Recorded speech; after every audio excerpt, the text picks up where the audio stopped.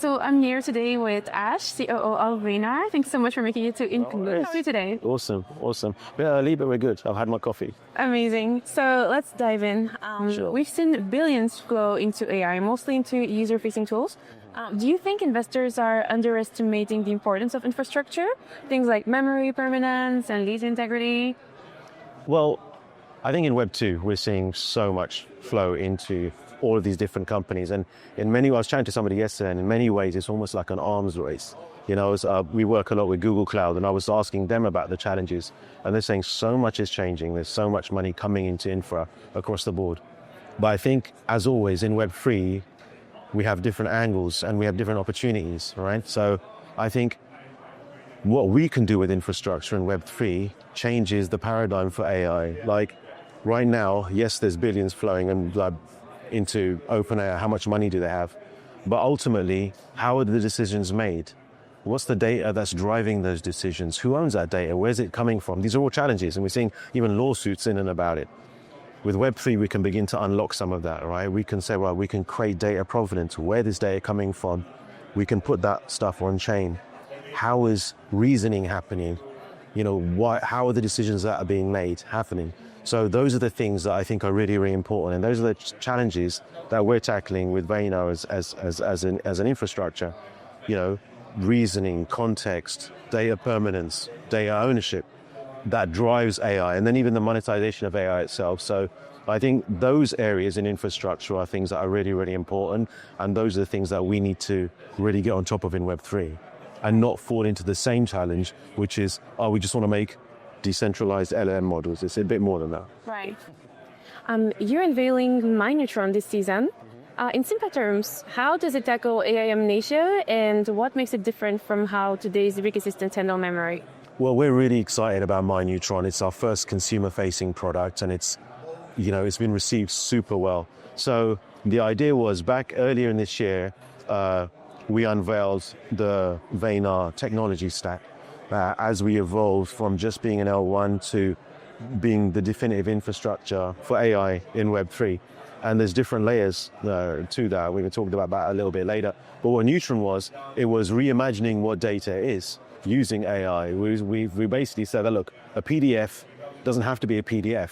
What's more important is the data within it. And in fact, right now, what's happening is that even if you get a PDF, can you really trust it? Because AI is changing everything, but the data within it is what's important. So what MyNeutron is an evolution of that. It's almost like your own AI, like it's your own personal memory, like your own AI brain.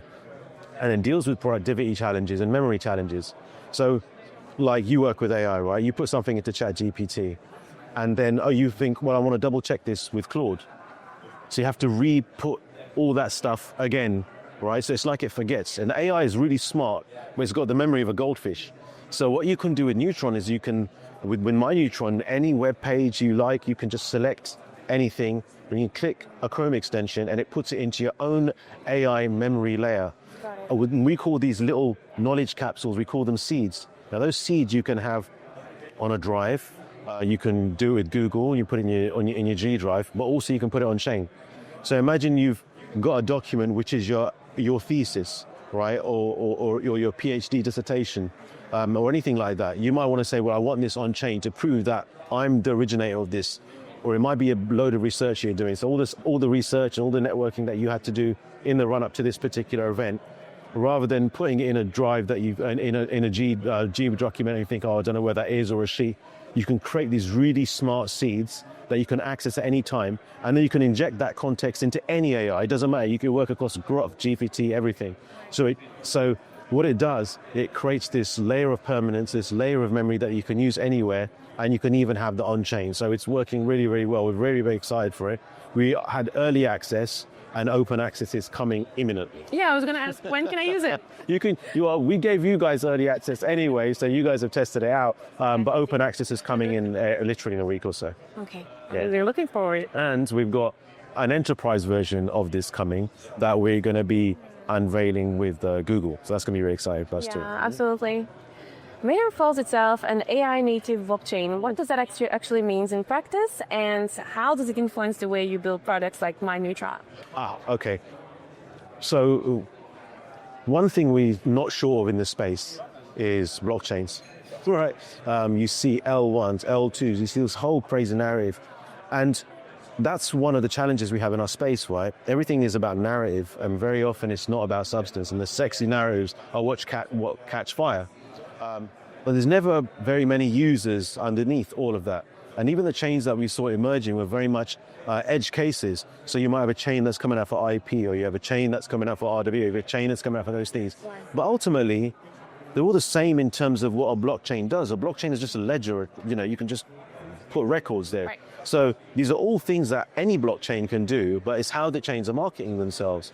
So we needed to move beyond that, which is not just a chain. A chain is the ledger underneath. So that's where, it might be where you store your neutron seeds or anything like that, but you need to be much more than that. So what we create is a 5-layer stack. So you have the chain, which acts as an anchor. But then on top of that, you have neutron, which is the memory layer. On top of that, we have something called Cairn, which is a reasoning layer. And that allows anybody, it works with MCP technology, and allows anyone to plug in through APIs. They can put in their block explorer, they can put anything, and it becomes an intelligent interface for anything in Web3. That's Cairn. Then we have Axon and Flows, which we're going to be revealing very, very soon. But that's to do with intelligent workflows.